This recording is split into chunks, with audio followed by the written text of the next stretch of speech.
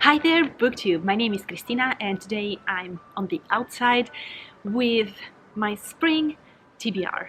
I'm wearing a high neck and kind of a scarf because it's a little bit chilly outside still, but here I am. I wasn't able to wait anymore. I have already a bunch of books that I'm planning to read this spring, and they are the middle grade March books. So those are books that I'm already reading, so I will leave a link down below to that video if you're curious. And these are more books that are just, for whatever reason, telling me that it's time for them to be read in spring. And I have an overly ambitious TBR, so I won't read all of these books, that's for sure, but I still wanted to put them out there and maybe to prioritize them a little bit, because this seems like the perfect season for me to read them. And let me start with the very first one, which is a borrowed book, so I can wait to give it back, because I don't like keeping for too long borrowed books. And it's Gli scomparsi di Chiara di Luna, so this is the second book. I have to keep them down because the light keeps changing. So this is the second book in the Le Fiancé de l'Hiver, what is like a quartet, I believe at this point. It's by Christelle Debeau. I liked the first book.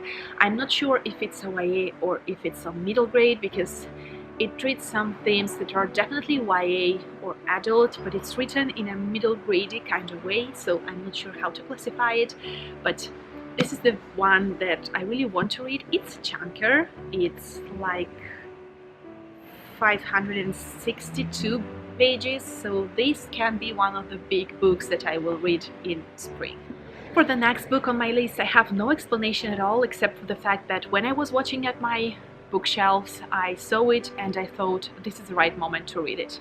No idea of why. That's the perks of being a mood reader. So it's Never Let Me Go by Kazuo Ishiguro.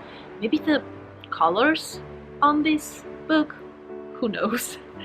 But this is a very famous author and a very well-loved book. It's not very long, it's 280 pages, and I know very little about it except that it's kind of dystopian, I believe, and it's a standalone, so I can't wait to read something like that. It's adult, I think, from what I remember, and I really know little, but I don't want to know much more about that, because from what I heard around, it's better to get into it knowing as little as possible. I just know that we are following 2 or 3 friends at the beginning of the story and how their life evolves in this dystopian strange world.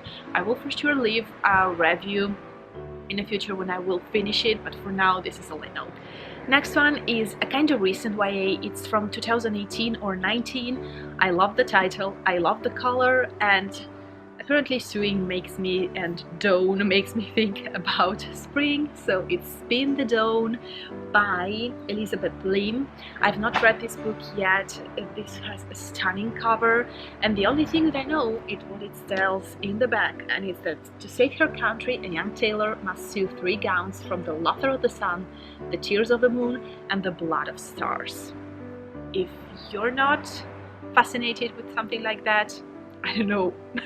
And from what I remember, it was marketed as kind of runway meets Mulan or something like that. I don't remember, but runway was for sure there, so I'm curious.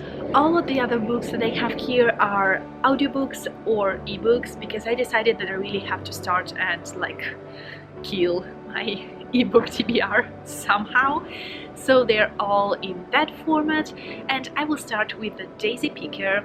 It's not difficult to imagine why I picked this one up, because daisies, they really make me think about spring, and this book was recommended to me by one of my beloved viewers. Thank you so much, Cam. I'm so happy about it. And this is a kind of slice of life contemporary story about a girl who starts a trip to Ireland because she's kind of fed up with her life, and a lot of stuff happens. I believe that it will be heartwarming and happy and maybe a little bit heartbreaking, so I can wait to read it. It's set in Ireland, and that's like the perfect, most beautiful place I've ever seen, probably up till now in my life. The next book that I have here is again a contemporary. It's a romance, I believe, and it's In Paris with You by Clémentine Beauvais, and I will body read this book with Cam or Svetlana here on YouTube, and I can't wait to read it. It was originally written in France, in French, so I was hoping to read it in French, but I have not found a copy, so I will read it or listen to it in English. It's a story set in Paris, of course, and we're following two protagonists. They fell in love when they were teenagers, but then something happened. They just drift apart, and now 10 years later they meet up again. And on Goodreads it's told that it's a little bit bittersweet, but it's lovely, so I can't wait to read something like that. And as I mentioned previously, Paris, for whatever reason, makes me think about spring, so I believe that it will be perfect. And then romance, and yeah, that's the right season. Next, I have an audiobook that I will listen to, and it's My Lady Jane. It's the first one in a series of companion novels. Kind of, they are separated, but the thread that connects them is the name Jane. And we have here we follow a historical character with a little bit of reimagining, and from what I know, this is a very funny book about a not so funny stuff that happened in history, because Lady Jane was Queen of England for like 9 or 6 days before being beheaded, if I'm recollecting it well. So yeah, I can't wait to see what these authors invented with this book, because apparently it's very well loved and very well perceived, so I'm curious. Then I'm planning to go on with my reading experience of the light novels of Sword Art Online.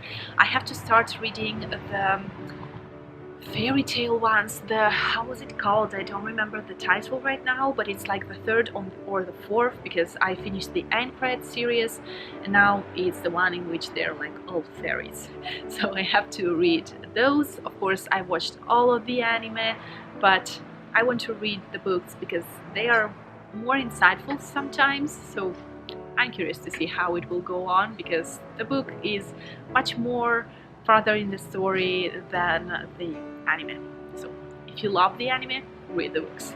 Next is again a lovely romance that is kind of well perceived by right now, I believe, and it's the Flatshare. It's a romance about two people who are sharing a flat, or better, a bed, and he's working night hours, she's working day hours, so they actually never meet, and they start communicating through post-its, and apparently they fall in love, and it seems so sweet, and I can't wait to read something happy and a little bit fluffy, so this seems like the perfect book. Next is a fairy tale reimagined, I believe, and it's Snow and Rose. So Snow White and Rose Red is actually an existing fairy tale, and I believe that it is a retelling.